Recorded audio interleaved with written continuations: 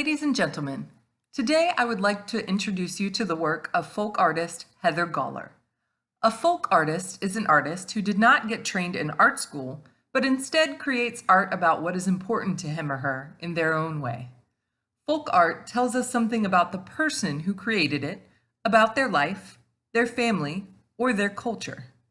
Heather Gawler is well-known for painting landscapes, angels, and pets, and currently lives and works in New York.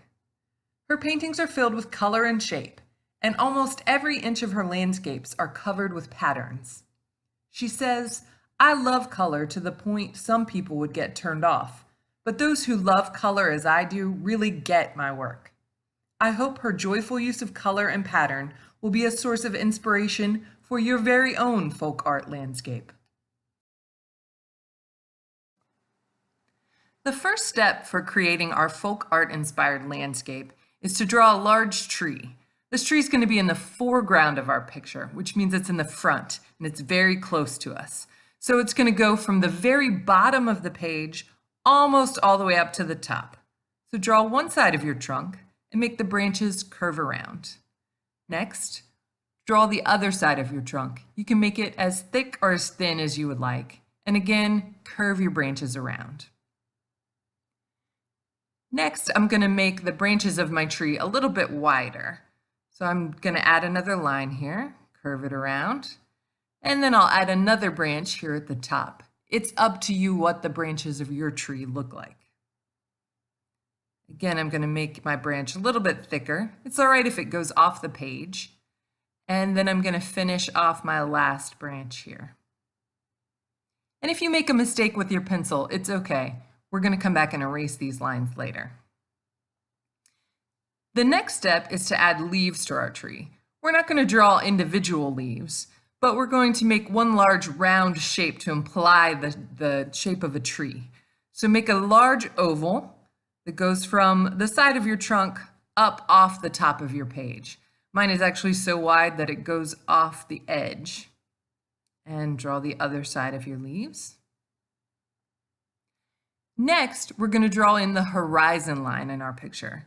The horizon line separates the sky from the land, and it's way in the distance, so it's going to be behind our tree. It's in the background. So draw a straight horizon line across the middle of your page.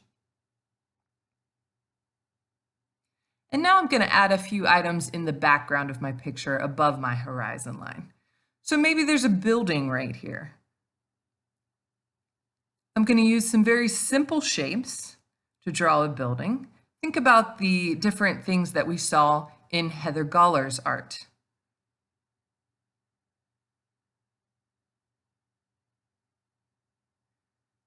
I think I'll add a door. Maybe it's a barn. I'm going to add some barn doors to it.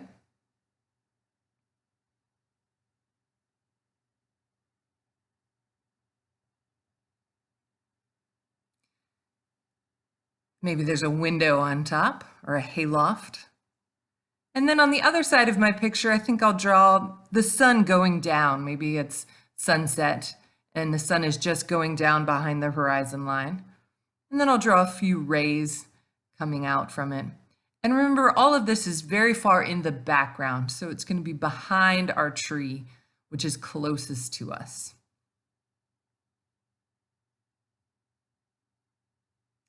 Draw a few more rays here. Go straight off the page.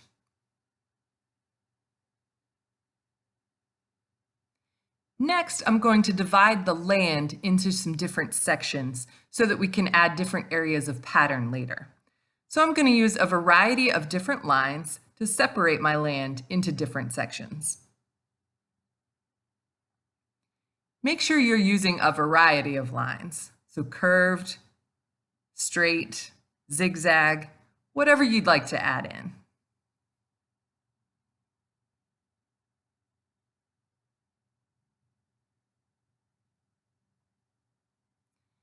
Next, I'll do the same thing with my sun, add a few areas that I can put some pattern and color into.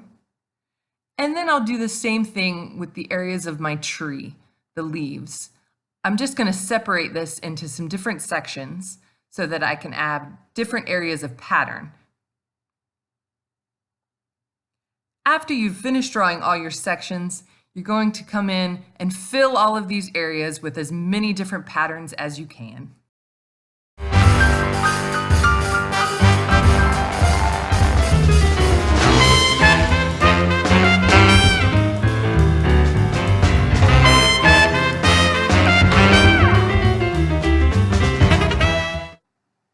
Next, you're going to trace over all the lines that you've made.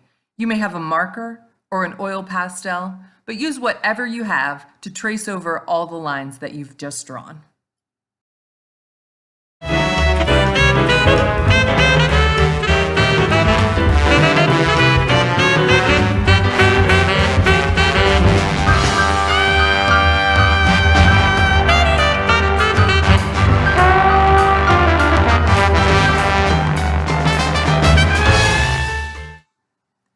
Finally, you're going to color in all your areas of pattern with whatever supplies you have. You may have markers or oil pastels or paints, but I want you to really think about the colors that you're using to make your painting. Think about using warm and cool colors.